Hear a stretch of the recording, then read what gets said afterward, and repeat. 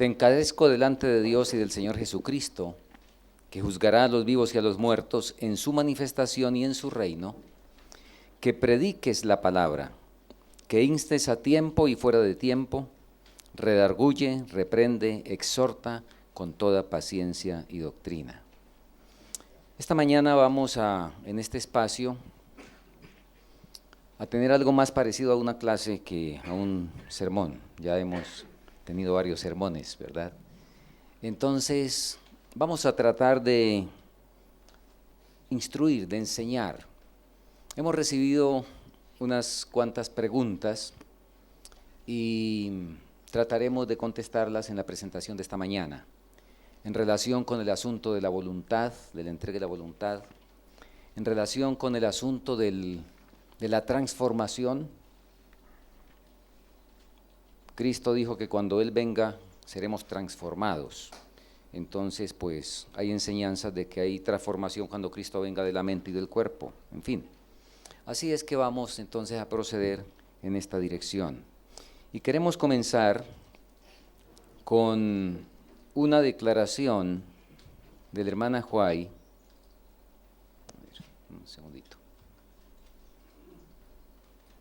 Que conocemos muy bien, está en el Deseo de todas las gentes, página 143. La vida del cristiano no es una modificación o mejora de la antigua, sino una transformación de la naturaleza. Se produce una muerte al yo y al pecado y una vida enteramente nueva. Este cambio puede ser efectuado únicamente por la obra eficaz del Espíritu Santo. Muy bien, vamos a graficar un poco esta declaración. Tomemos este gráfico que estamos viendo y vamos a ver el punto de partida del nuevo nacimiento y qué ocurre antes y qué ocurre después. Recuerden, la cita decía, la vida del cristiano no es una modificación o mejora.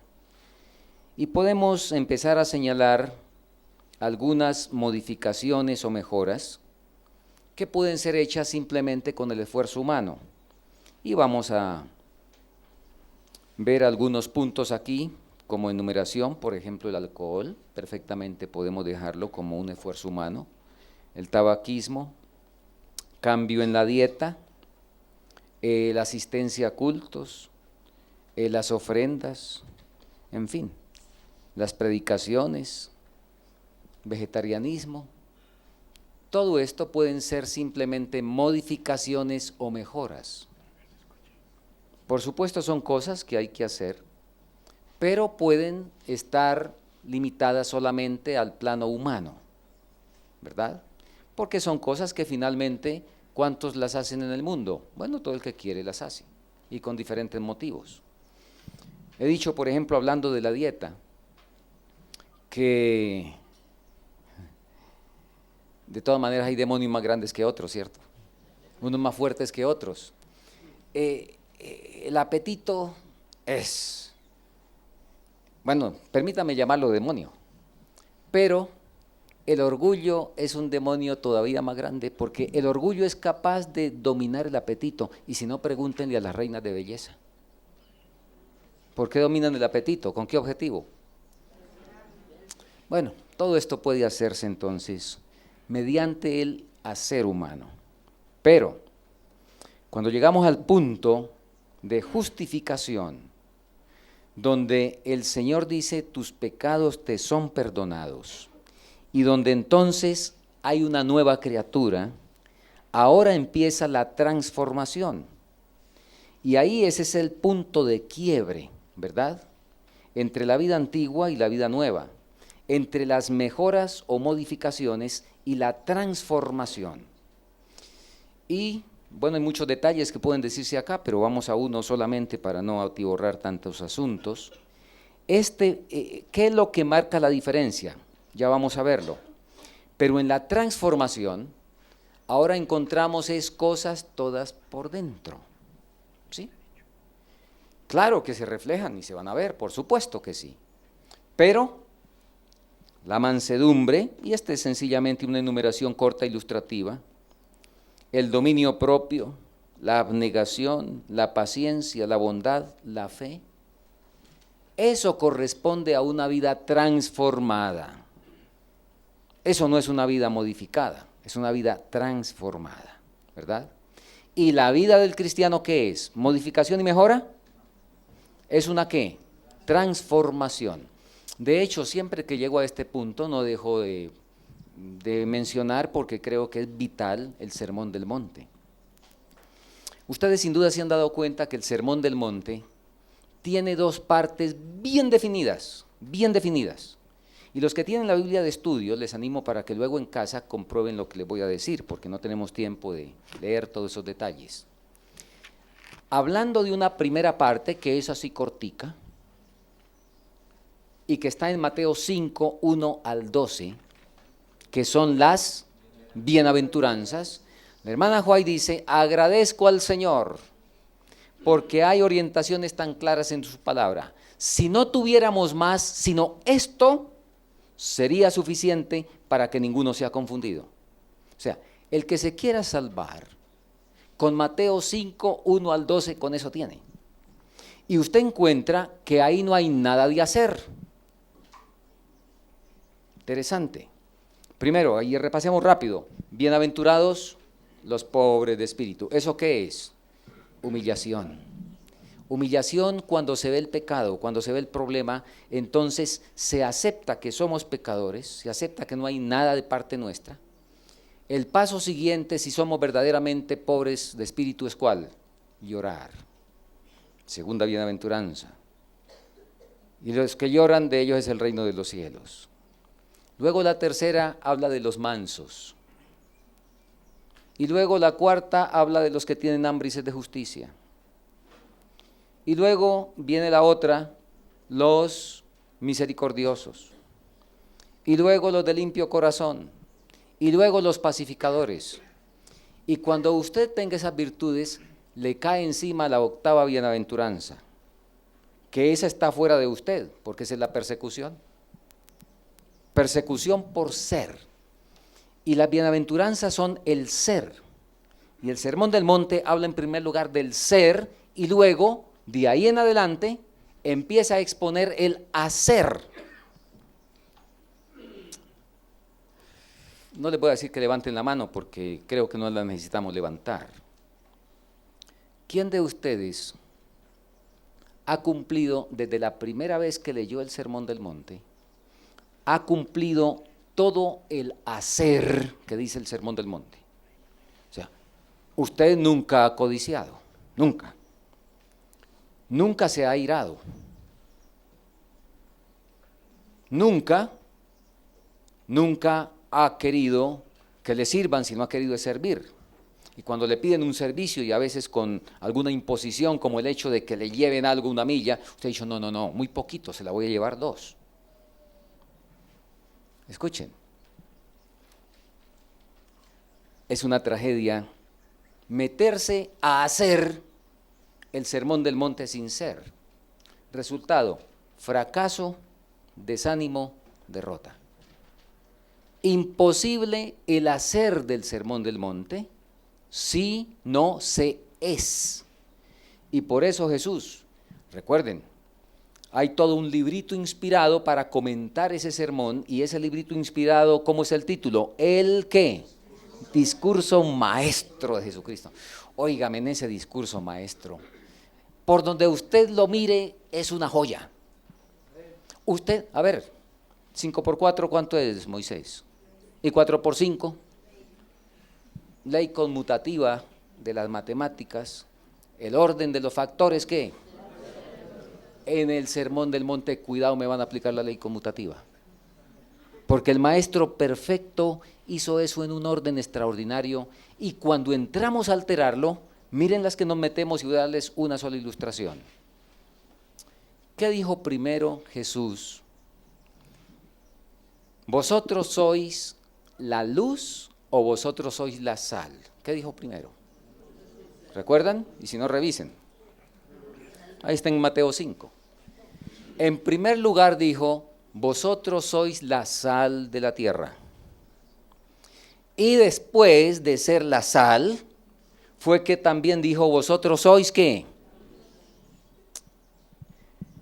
Qué tragedias en el evangelismo, porque esos versículos por excelencia se aplican al evangelismo. Qué tragedia cuando nos metemos a hacer luz sin ser sal. Resulta que la sal, ¿cómo se aplica? A ver, la sal, ¿qué dos funciones tiene? No, tiene unas cuantas, pero básicamente estoy pensando ahorita en dos funciones. ¿Cuáles son? Preservar y ¿qué más? Muy bien, preservar y dar sabor. Hablemos de preservar y también del sabor. Bueno, cuando ustedes comían, yo no sé los que están aquí cuántos comieron carne seca. Y si por aquí en Bolivia acostumbran eso. Bueno, ok.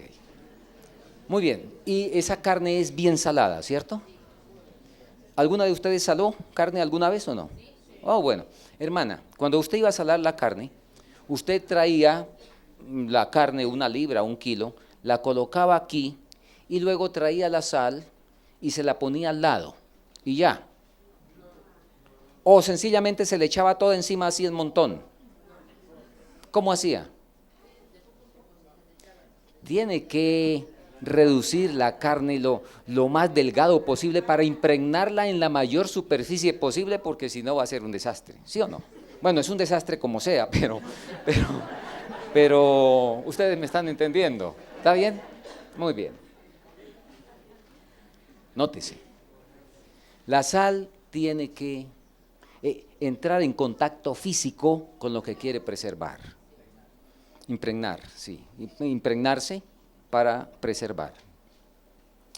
Vosotros sois la sal de la tierra, y llévense este principio de evangelismo. Primero hay que ser sal antes de ser luz. La sal tiene efectos ahí mismo, en lo que toca. La luz no. Usted saca la luz a un balcón y hasta dónde se ve.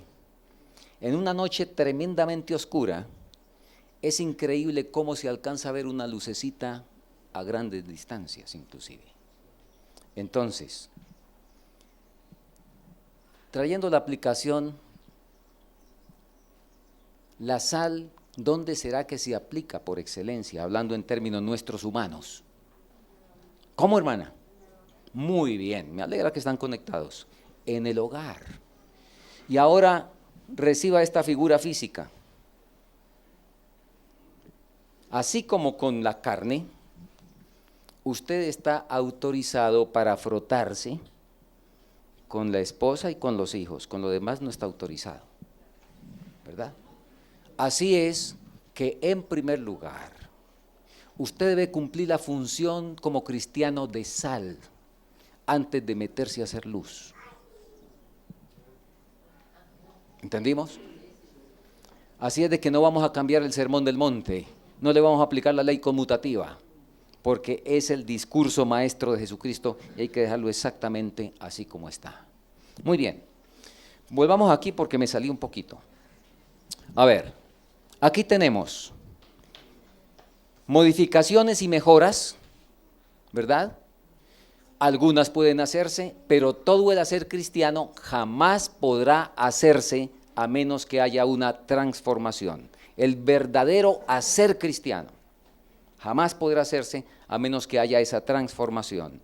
A menos que hayamos sido justificados, perdonados y recibido un nuevo corazón, como está apareciendo ahí en la ilustración. Y eso ocurre. ¿Qué pasó aquí? A ver, no. Bueno, aquí debió saber otra cosa que no salió. Quizá más adelante. Bueno, eso ocurre cuando se entrega la voluntad. Y vamos en este momento, en estos minutos iniciales, a destacar eso, la entrega del yo. Ayer lo alcanzamos a comentar.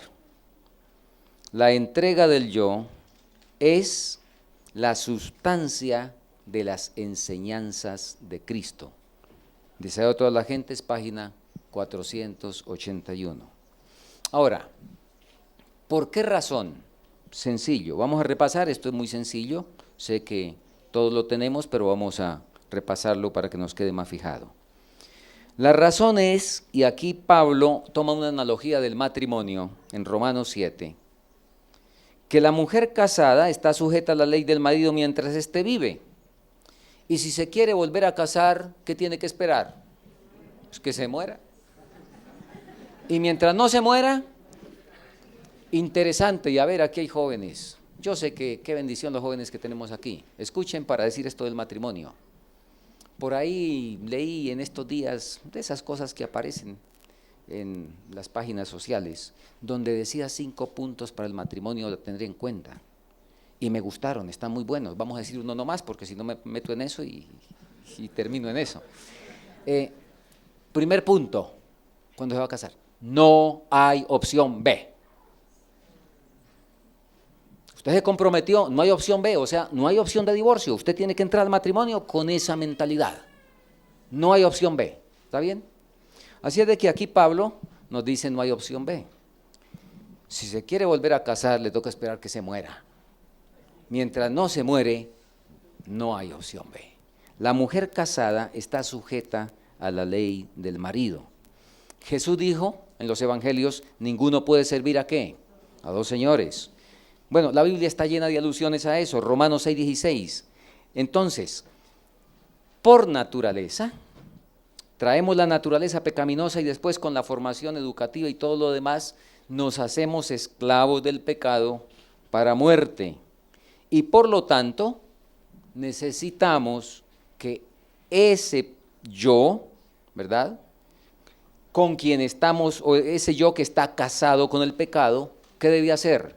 Pues tiene que morir para poder ahora entrar en la nueva relación. Entonces es indispensable, por supuesto, esa muerte del yo. Ahora, esa muerte del yo, ¿qué es exactamente? Aquí está. Dios requiere de usted, ahora hay muchísimas declaraciones, aquí tenemos apenas las muestras. Dios requiere de usted una completa entrega de su voluntad, sus planes, sus propósitos. ¿Está bien? Y hacer eso de una manera como. Ya hemos repetido aquí eso varias veces. Ahí están las referencias inspiradas. Muy bien. Entonces el yo pecaminoso debe ser crucificado. Ahora, ¿esa crucifixión cómo es? ¿Deleitosa? ¿Agradable? ¿Cómo es? Aquí está la declaración inspirada. La lucha por renunciar a vuestra propia voluntad y a vuestros propios caminos es terriblemente difícil. No sé si en este punto alguien esté recordando a San Mateo 11:30, cuando Jesús dijo, mi yugo, ¿cómo es? Mi yugo es fácil, liviano y ligera mi carga. Fácil y liviano. Y ahora aquí nos dice, la lucha por renunciar a vuestra propia voluntad y hasta vuestros propios caminos es terriblemente difícil. ¿Cómo es eso? Ahora, agreguémosle otros textos de Jesús, ahí mismo en el Sermón del Monte, en Mateo 7. Entrad por la puerta estrecha, porque estrecha es la puerta y angosto el camino, ¿verdad? Y pocos, porque como es estrecho y es... Y si le colocamos a Pablo, Pablo usa unos términos todavía más fuertes. Nos dice en 1 Corintios 9, hiero mi cuerpo y lo pongo en servidumbre. Y si vamos a Hebreos 12:4, ahí sí el cuadro está todavía más completo y más fuerte. Perdón, hermana. 1 Corintios 9:28. Pablo dice en Hebreos 12:4, porque aún no habéis resistido hasta la sangre, combatiendo contra el pecado. Y Jesús dijo que el yugo era fácil. ¿Cómo hacemos con esas declaraciones encontradas? ¿Se contradicen o cómo es? Ustedes saben, nada en la Escritura se contradice. Aquí está el asunto que comprueba lo que Pablo dijo, que es que la lucha por renunciar a vuestra propia voluntad y a vuestros propios caminos es terriblemente difícil.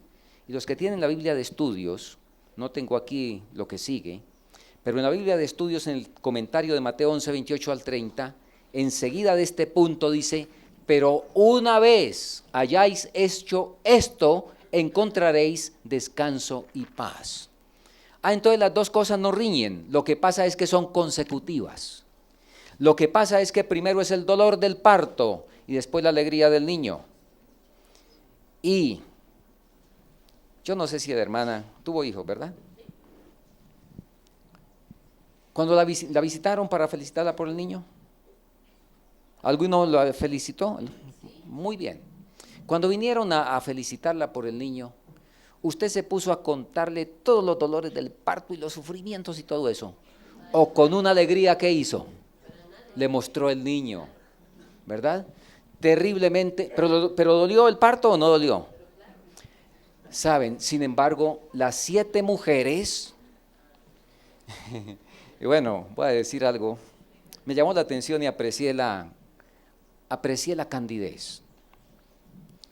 Antes de entrar a esta sesión me preguntaron por las 7 mujeres, me dijeron que las habían estado buscando en la Biblia y bueno, encontraron a María Magdalena y encontraron, ¿verdad? Entonces, yo creo que todos entendemos lo de las 7, pues, o la mayoría, pero para quien no, las 7 mujeres es la totalidad de las iglesias, ¿verdad? La totalidad, que dice Isaías 4:1. En este tiempo final, la totalidad de las iglesias ofrecerían parto sin dolor. Usted puede aceptar a Cristo ¿cómo? Sin dolores de parto, ¿verdad? Pero obviamente eso no está en armonía con la palabra, es un engaño del enemigo, porque el Señor dijo, con dolor será el parto, y lo es en la naturaleza biológica y lo es también en la parte espiritual. Muy bien, así es que después de haber hecho esto, es que se encuentra descanso y paz. Por eso hemos escuchado con deleite pues a la familia, ¿verdad?, que nos visita, donde nos hablan del gozo, nos refieren varias veces a Jeremías 15:16, fueron halladas tus palabras, yo las comí, ¿y qué me fueron? Gozo y alegría a mi corazón. Cuando alguien, algún asunto de obediencia, le es una carga pesada, entonces falta rendirse para recibir la capacitación para que la obediencia sea un deleite. Muy bien, vamos a ver si avanzamos rápido. Entonces, en esa entrega del yo, y aquí entro a preguntas específicas, en esa entrega del yo, ¿qué clase de muerte ocurre? Bueno, es que ¿cuántas muertes hay? Vamos a ver. ¿Qué ocurre con la voluntad? Porque la entrega del yo, ¿qué es? ¿La entrega de qué? De la voluntad, eso es lo mismo. Entrega del yo, entrega de la voluntad. Dame, hijo mío, tu corazón. Ahora, ¿qué es la voluntad? A ver, rapidito, alguien así cortico, ¿recuerdan? ¿Qué es eso de la voluntad? Muy bien, es la facultad de decidir, ¿está bien? La facultad de decidir. Ahora, cuando le entregamos esa voluntad al Señor, entonces nos quedamos sin capacidad de decisión. Hagamos otra pregunta. ¿Qué pasa con la naturaleza pecaminosa cuando entregamos la voluntad? Hablando de la voluntad, cuando se entrega, nos quedamos sin voluntad, y como la voluntad es la facultad de decidir, y esa le hemos entregado, entonces ahora no vamos a decidir nada. Entonces, debemos orar a Dios y esperar una revelación para ver qué zapatos me debo poner hoy. Porque no vamos a decidir nada.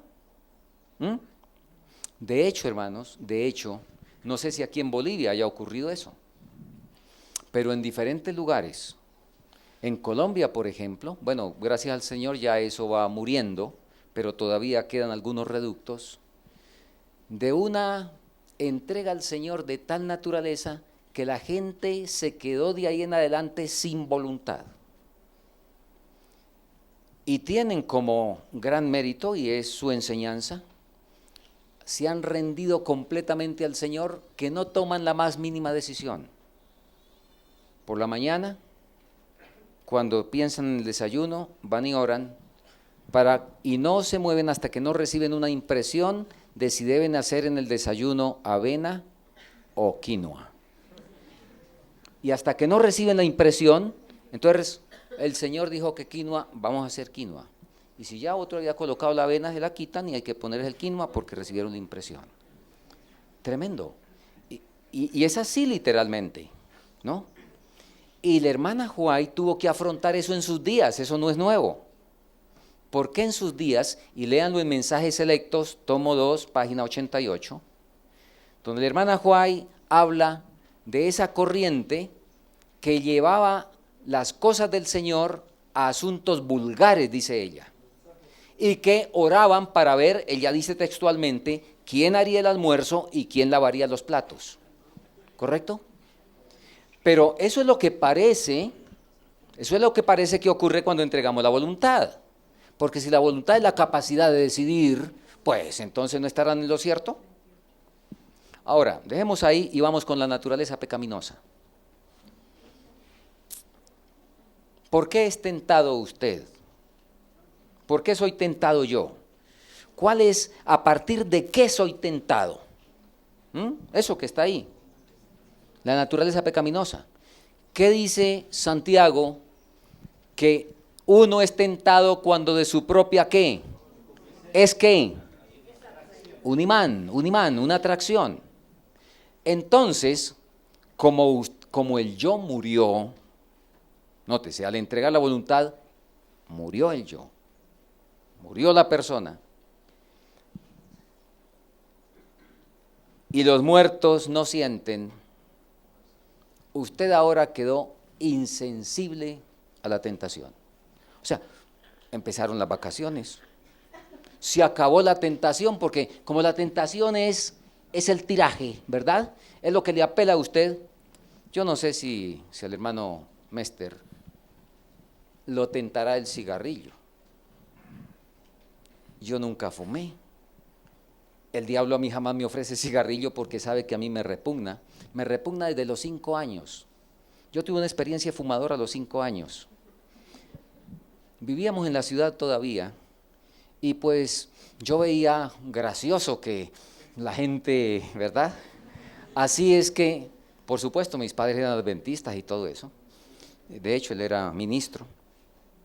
Y bueno, en un descuido yo me salí, recuerdo tanto que me salía, de hecho es el único recuerdo que tengo, fue tan impactante que es el único recuerdo que tengo de ese tiempo.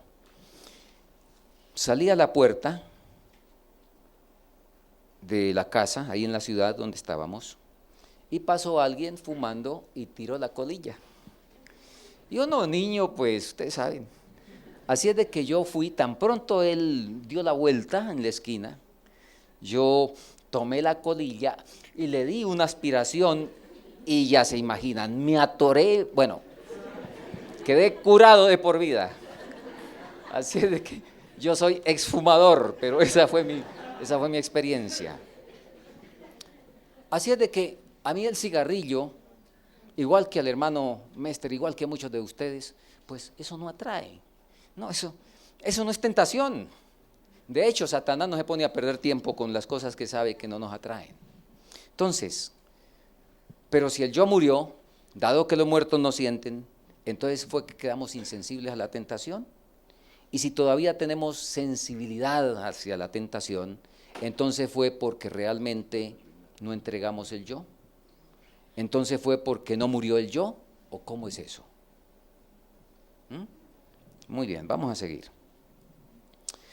Lo que ocurre, y bueno, aquí tengo que repetir algo que dije en el primer congreso, porque yo recuerdo que parte de esto lo comenté en el primer congreso, pero hace que 8 o 7 años, pero creo que había por lo menos la mitad que no estaban, ¿verdad? Y me han hecho muchas preguntas en esta dirección.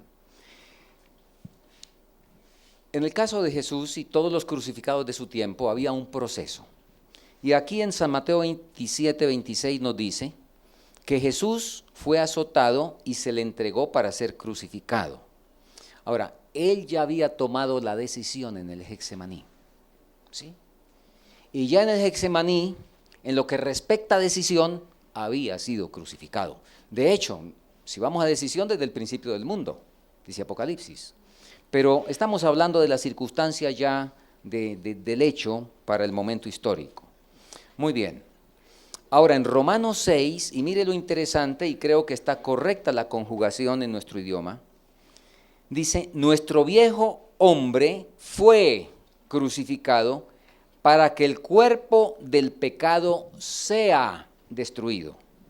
A ver si miramos aquí un detalle interesante.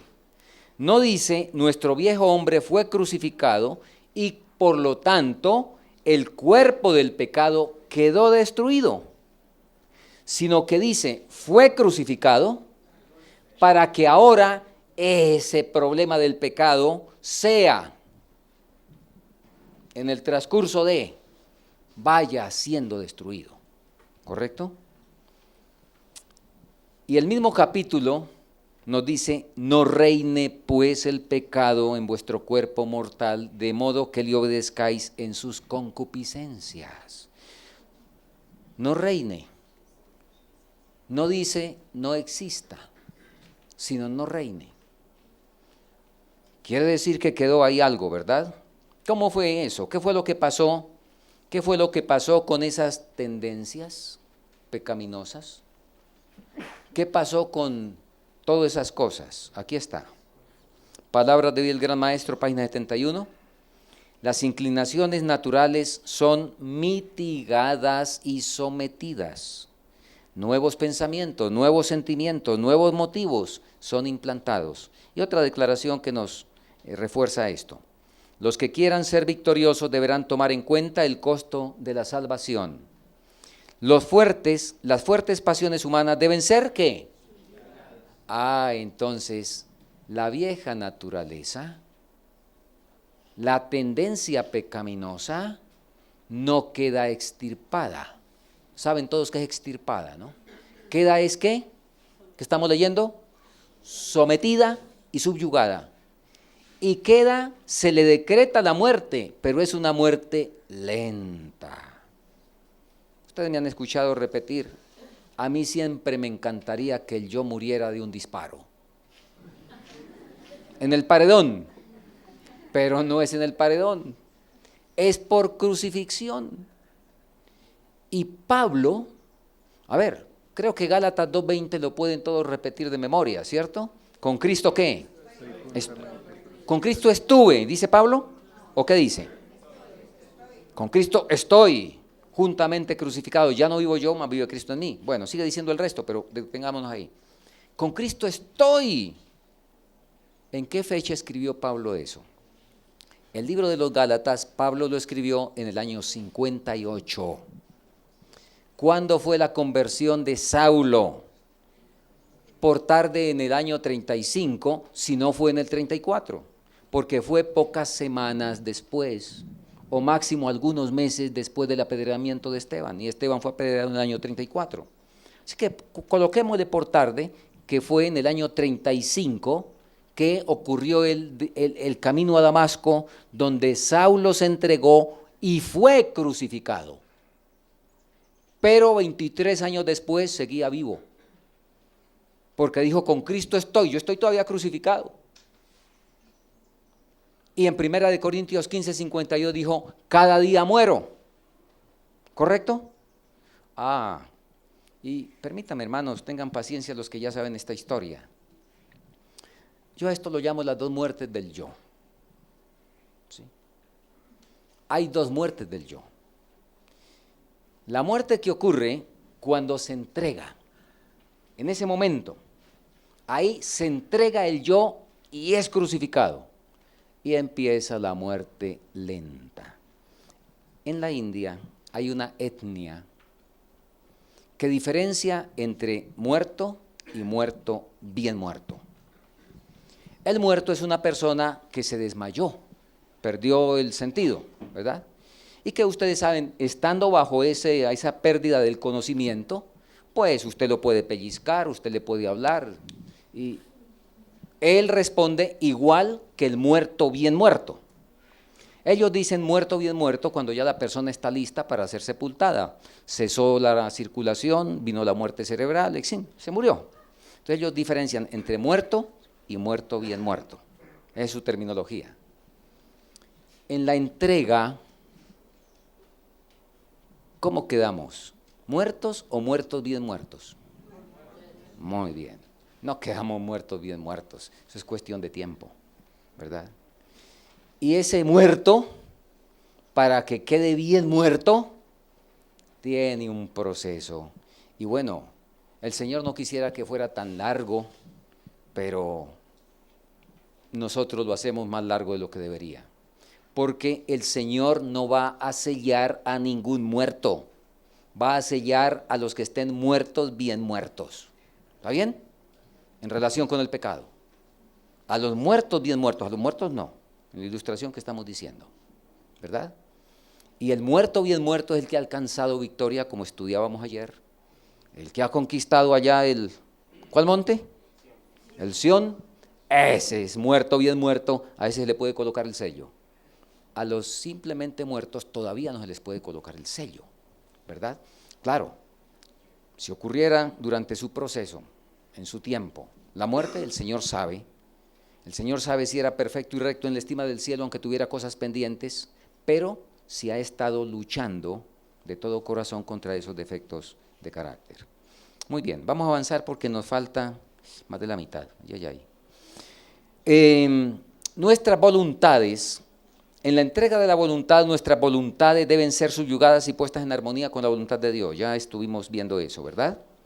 Entonces acabo de explicar esto también. Muy bien. Ahora, esa entrega de la voluntad es una alienación. ¿Saben qué es esa palabra? Alienación es el usted por completo perder algo y quedar por cuenta de otro. ¿Sí? Absolutamente, o sea, donde fue invadida completamente su voluntad y desaparecida. No. Ahora, nótese lo que dice la inspiración. Si nosotros consentimos, se identificará de tal manera con nuestros pensamientos y fines y amoldará de tal manera nuestro corazón y mente en conformidad con su voluntad, que cuando le obedezcamos estaremos tan solo ejecutando nuestros propios impulsos. Entonces escuchen, hermanos, no se pierde, no nos quedamos sin voluntad y sin facultad de decidir cuando le entregamos la voluntad al Señor. Y me gusta en algo que vi alguna vez. El pecado me encuentra con voluntad propia, como hemos venido escuchando, pues queremos estar al mando y en el control de todo. El Señor me dice, entrégueme eso. Ahora, yo se lo entrego. Y le entrego todo.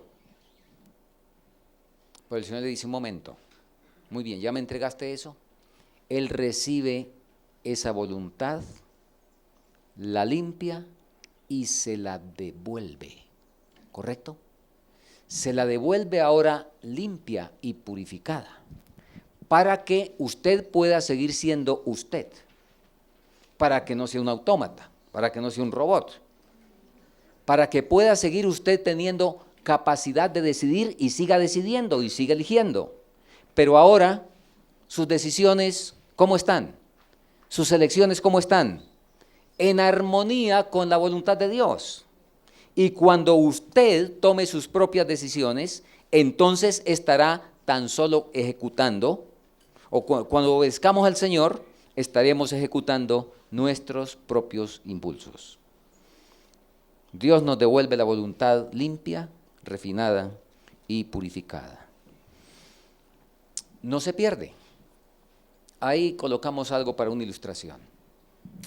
No sé cuántos, yo creo que la mayoría sabe, que cuando un caballo, por ejemplo, está allá en el potrero y está sin amansar, dicen aquí así también, que está sin amansar, ¿de cuánto valor es ese caballo para el dueño? ¿Cuánto beneficio le reporta? Nada, si no lo amansa, más bien le va a hacer daño, ¿cierto? Ahora, cuando se toma el caballo y empieza el proceso de amansarlo, ¿qué ocurre después de que el caballo está amansado? ¿Qué pasa con los bríos del caballo después de amansado? ¿Se acabaron? ¿Se perdieron? Entonces, ¿qué es lo que pasa? Esa fuerza, esos bríos están ahora correctamente encausados. Ahora son provechosos. Antes no, antes eran destructivos. No perdió el caballo fuerza, no perdió bríos por el hecho de haber sido haber pasado por el proceso de amansamiento, sino que ahora eso es conducido y utilizado para el bien. ¿Correcto? Así es de que nadie debe temer que se le perdió la voluntad y que se acabó, y que ahora no puede decidir y ahora es un zombi. No, porque ahora es que puede decidir mejor que antes, ¿verdad? Muy bien. ¿Cuál es la razón del fracaso? Miren esta cita, hermanos, y bueno, si hemos venido en esta situación, pues agradezcámosle al Señor por habernos traído, porque no debemos, por supuesto, salir como llegamos, si es que esta es nuestra situación. Hay algunos que están buscando siempre la perla de gran precio, pero no renuncian completamente a sus malos hábitos. No mueren al yo para que Cristo viva en ellos. Por lo tanto, por supuesto, si no se muere al yo, no se encuentra la perla de gran precio. Y hemos estado reiterativos en esto, porque, como dijimos en días pasados, posiblemente muchos hayamos estado como aspirantes, como simpatizantes. Todo el que no haya entregado la voluntad realmente al Señor, todo el que no haya entregado el yo, pues ha estado en un buen círculo social religioso, pero sin la genuina experiencia cristiana. Muy bien, sin una entrega completa no hay descanso ni gozo. Pensemos un poquito en esto, hermanos, y díganme ustedes a ver si esto es cierto o no.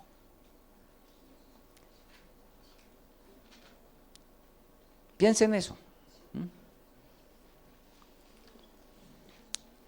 Tenemos, sin una entrega completa, la temperatura espiritual apenas nos alcanza para tibiar esos asientos. Sí. Y, como nos dice la inspiración, no nos atrevemos ni a ser completamente mundanos y estamos con suspiros por cosas del mundo, pero no puedo. Y no nos atrevemos a ser completamente cristianos, entonces en esa condición no hay descanso, no hay gozo. Son casi cristianos y sin embargo no son completamente cristianos. Parecen estar cerca del reino de los cielos, pero no entran en él. Estar casi salvado, pero no estarlo plenamente, no significa estar casi perdido, sino completamente perdido. Muy bien. Muchos dicen, ¿cómo me entregaré a Dios? Deseáis hacer su voluntad, mas sois moralmente débiles, sujetos a la duda y dominados por los hábitos de vuestra mala vida. No podéis gobernar vuestros pensamientos, impulsos y afectos, mas no necesitáis desesperar. Lo que necesitáis comprender es la verdadera fuerza de la voluntad. Y aquí está lo que sabemos, ¿verdad? Este es el poder que gobierna en la naturaleza del hombre. El poder de decidir o elegir. Todas las cosas dependen de la correcta acción de la voluntad. Dios ha dado a los hombres el poder de elegir. Depende de ellos el ejercerlo. No podéis cambiar vuestro corazón, ni dar por vosotros mismos sus afectos a Dios, pero podéis elegir servirle. Importante eso, hermanos. Fíjese, no, es que debí amar a Dios. Sí. ¿Y quién dijo que el amor empieza por decreto? Eso no funciona así, ¿verdad? Mire, pero ame a Dios. No. El amor, dice el Hogar Cristiano, es una planta de origen celestial, pero que necesita un terreno aquí en el corazón natural. Así es de que usted no puede fabricar el amor, puede fabricar infatuación, concupiscencia, un poco de cosas, pero el amor no. ¿Correcto? Porque es una planta de origen celestial que no puede florecer, dice, no puede crecer en el corazón natural. Se necesita, lo que leíamos el sábado, que el corazón viejo desaparezca porque no sirve ni para repuesto. ¿Correcto? Por eso es que el Señor, que es el mejor cardiólogo, ni siquiera Él como cardiólogo divino, ni siquiera Él es capaz de reparar el corazón viejo suyo y mío. Ni siquiera Él. Le toca sacarlo, botarlo y poner otro. Eso es lo que dice la Biblia. ¿Correcto? Entonces, y es en ese nuevo corazón que puede florecer el amor. Por eso aquí nos dice, no podéis por vosotros mismos darle vuestra voluntad, no podéis cambiar vuestro corazón, ni dar por vosotros mismos sus afectos a Dios, pero podéis elegir servirle. Podéis darle vuestra voluntad para que Él obre en vosotros tanto el querer como el hacer según su voluntad. De ese modo, vuestra naturaleza estará bajo el dominio del Espíritu de Cristo. Recuerden que leíamos una cita.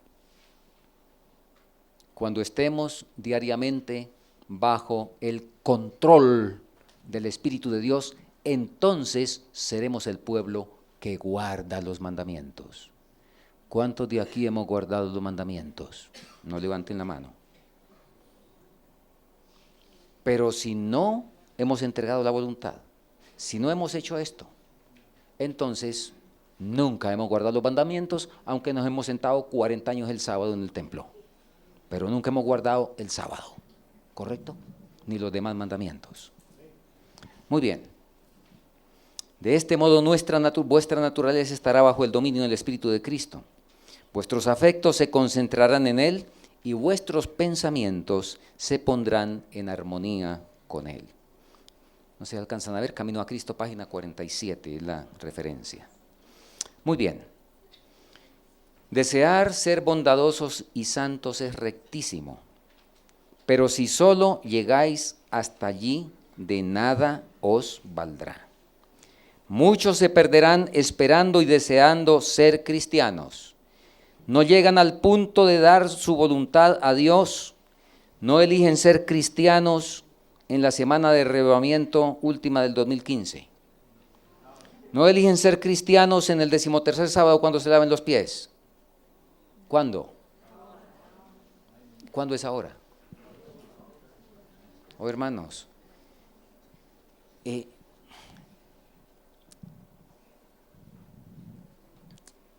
dentro de nuestros tantos pecados, quizá uno de los mayores es la incredulidad, ¿verdad? Y el más difundido. Recuerden que la hermana White habla de los pecados de Israel y coloca la incredulidad en un lugar destacado. Esto de que se pueda entregar la voluntad al Señor en un momento. Oiga, es que como eso deja absolutamente sin mérito al ser humano, y sobre todo veo que nosotros aquí en nuestros países latinos, que tuvimos menos fortuna que los hermanos alemanes y otros, ¿verdad? O que los norteamericanos, de ser colonizados mejor por anglosajones. Y aquí ustedes saben, nos colonizaron fue los jesuitas de España y nos metieron eso aquí bien metido, ¿verdad? Entonces en lo que nosotros no podamos tener algún mérito, eso como que no tiene, como que es una sopa sin sal, ¿sí? Como que no tiene sabor. Oiga, el enemigo ha sabido trastornarnos la mente, ¿verdad? Y los gustos y todo lo demás. Entonces, donde yo no vaya a tener alguna figuración, pues, como que no vale la pena. Además, esto es como demasiado bueno para ser verdad, ¿sí? El que pueda ver un cambio en un momento al tomar una decisión. Nos cuesta creerle a esto. Y si a usted no le cuesta creerle, entonces yo le pregunto, ¿ya lo hizo? Y si lo hizo apenas hace poco y duró mucho tiempo sin hacerlo, entonces ¿por qué demoró tanto tiempo en hacerlo? Si no es porque le cuesta creer, ¿verdad? Oh, hermanos, que el Señor nos ayude para que nosotros podamos creerle a la palabra. Creerle a la palabra. Nosotros no le creemos a la palabra. Es la gran dificultad. Le creamos como está, ¿verdad? Y entonces nuestro crecimiento cristiano será muy distinto. Así es de que el Señor espera que podamos, quien por alguna razón todavía lo necesite, quien lo necesitemos, poder decidir ser cristianos ahora, decidir hoy. Muy bien, bueno, creo que empecé como a las 11:30, ¿no? Quiero avanzar, hermanos, con otro asunto para ir con con las preguntas, con una de las preguntas que queremos resolver. Y vamos a hablar un poquito de la santificación.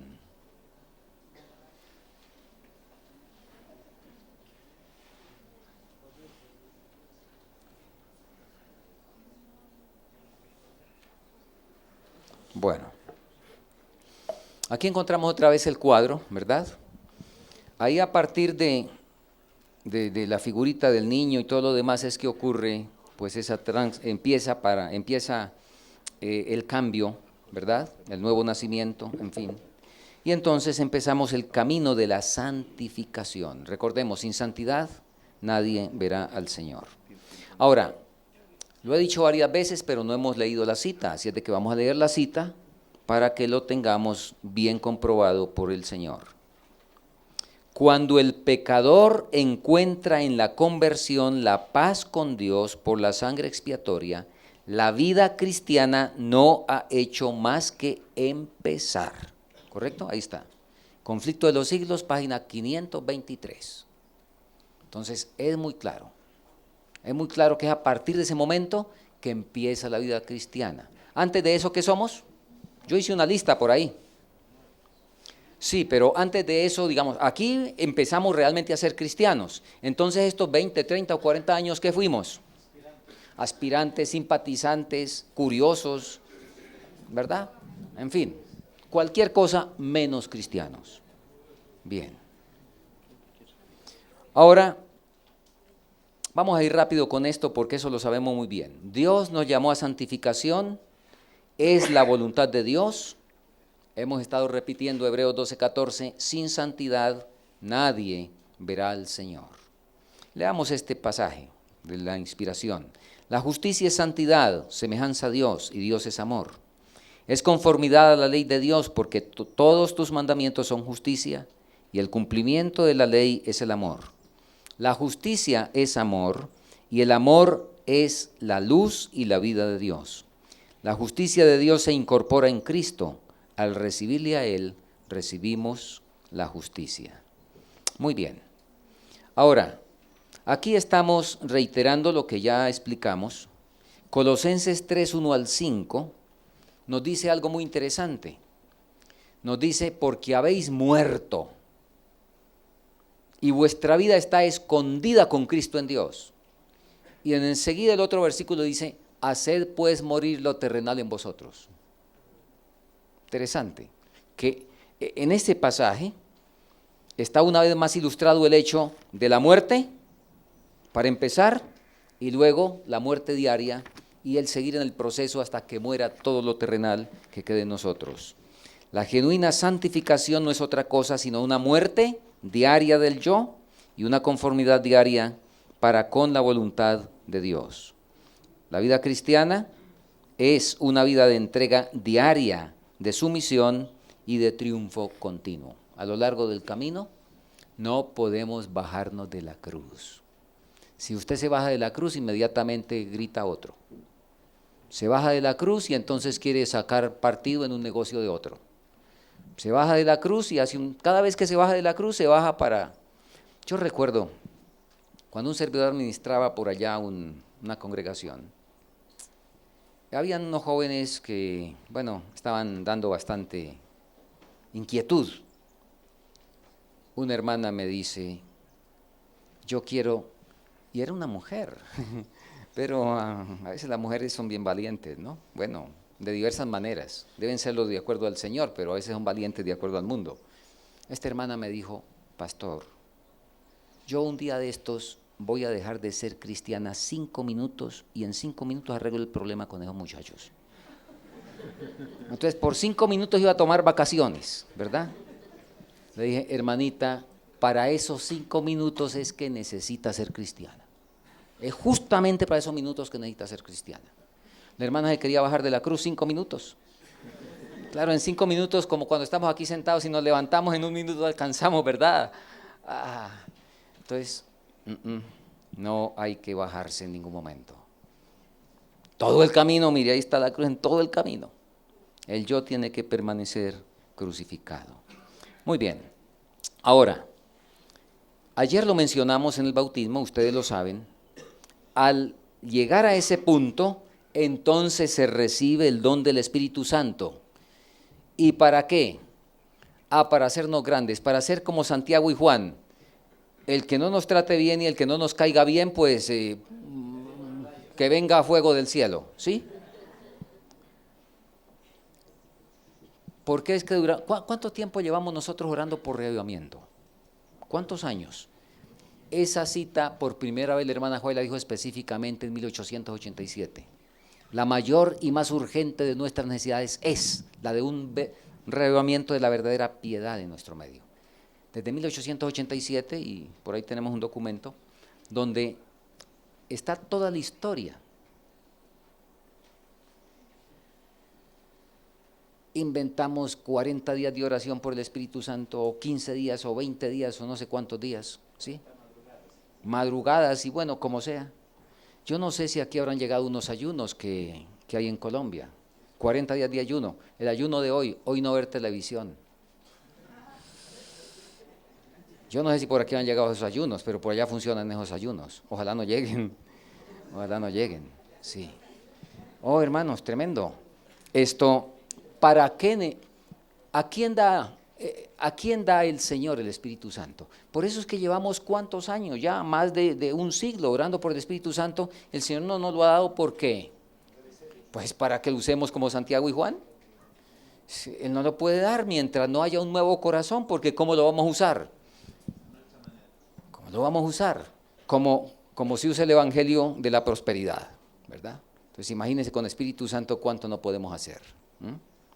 Así es de que el Espíritu Santo sobre todo es para poder hacer lo que vamos a ver enseguida, para guardarnos sin caída. El Espíritu Santo es dado con propósitos especialísimamente para que cumplamos la orden que el Señor da cuando sana. Has sido sanado. ¿Qué sigue? Vete y ¿qué? Venga a los 3 meses a arrepentirse otra vez, que se lave los pies, no se preocupe que cada 3 meses hay lavamiento de pies. ¿Sí? Oh, hermanos, tremendo, tremendo. Tenemos que hablar claro, ¿cierto? Tremendo, así no es, así no es. El Señor hace una provisión para guardar sin caída. Ahora, el Señor ha hecho provisión también para cuando usted y yo nos accidentemos. Vamos a ver ahora, después a un accidente, alguien que tuvo un accidente. Leamos la última cita para avanzar. Cristo ha dado su Espíritu como poder divino para vencer todas las tendencias hacia el mal, hereditarias y cultivadas, y para grabar su propio carácter en su iglesia. Muy bien. Entonces, la orden recibida al ser justificado, ¿cuál es? Sed santos, porque yo soy santo, nos dice Primera de Pedro. Y como ya referimos, Jesús dice, mira, has sido sanado, vete y no peques más para que no te venga alguna cosa peor. Y se reitera esa orden en varias oportunidades, vete y no peques más. Ahora, ¿no se peca más en el sentido absoluto? ¿O cómo es este asunto? Vamos a ver si alcanzamos a verlo.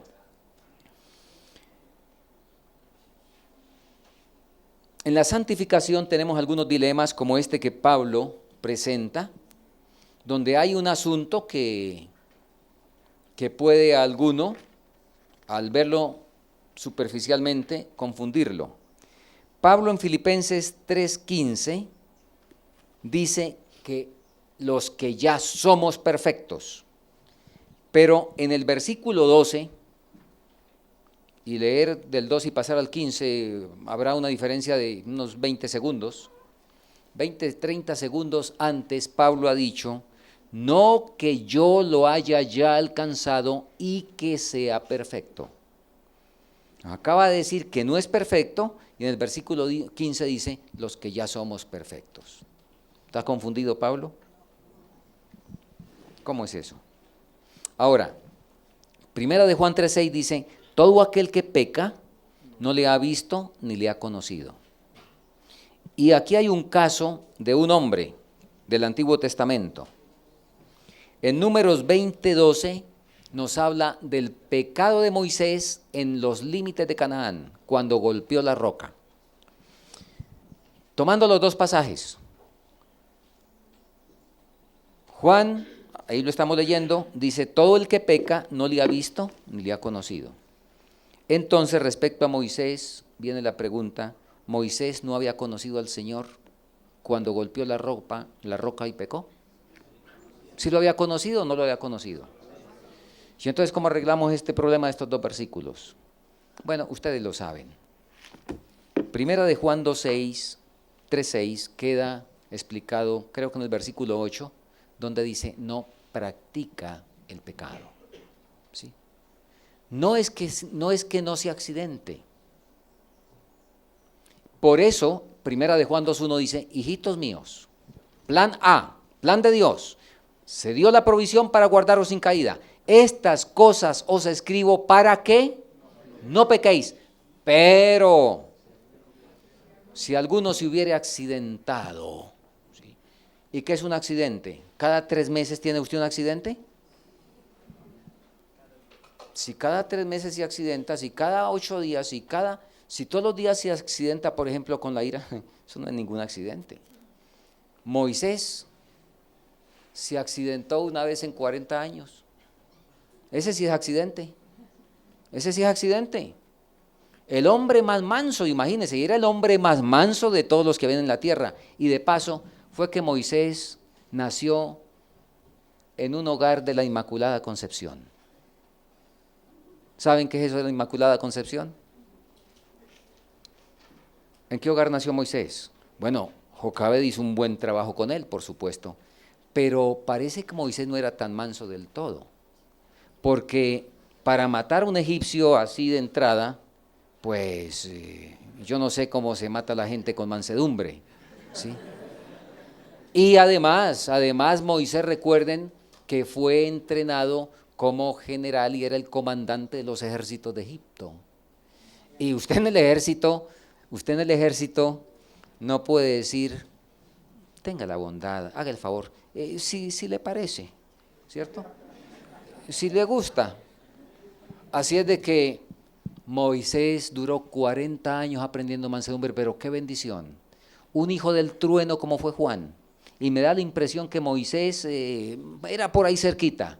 Juan fue el que llegó a reflejar más perfectamente la paciencia, la bondad y el amor de Dios. Y Moisés también nos dice el relato bíblico que era el hombre más manso que había en la tierra. Así es que ese es el poder del Evangelio. Al más violento lo puede volver el más manso. Muy bien, así es que vamos con el pecado. Ya esto lo explicamos realmente. Pueden ocurrir accidentes. Accidentes por la fragilidad humana o, tengo un tema que lo titulo, ¿cómo pecar sin pecar? ¿Sí? Y lo que queremos decir es, citando al Salmo, a ver cuál es el Salmo, ya vamos a avanzar aquí porque el Salmo 19:12, cuando dice, ¿quién podrá conocer sus propios errores? Líbrame de los que me son ocultos. Ah, sí, claro que usted, desde el punto de vista del pecado absoluto, después de nacer de nuevo, usted puede darse el caso que sigue pecando por ignorancia, ¿correcto? Porque todavía no ha visto toda la altura de la ley que es santa, justa y buena. Y a ver esta ilustración un poco tosca, pero que es bastante gráfica. Si lo encuentra a una persona que lo encuentre el Evangelio con un fusil, por ejemplo en Colombia, ¿verdad? Un movimiento subversivo. El Evangelio le dice, no matarás. Recibe el Evangelio, de todo corazón bota el fusil, no lo guarda, hace como hizo el soldado Franz Hassel, ¿verdad? En Alemania, en la Segunda Guerra Mundial. ¿Franz? Sí. En la Segunda Guerra Mundial, ¿se acuerdan? Milka Irán, ¿sí? de que botó la pistola porque era muy buen tirador y dijo, yo no me arriesgo a tenerla aquí porque de pronto la uso. Y pasó toda la guerra. Y los superiores creían que tenían una pistola y él le había metido un pedazo de palo ahí en la cubierta, ¿cierto? Entonces, tomó en serio el asunto, ¿sí?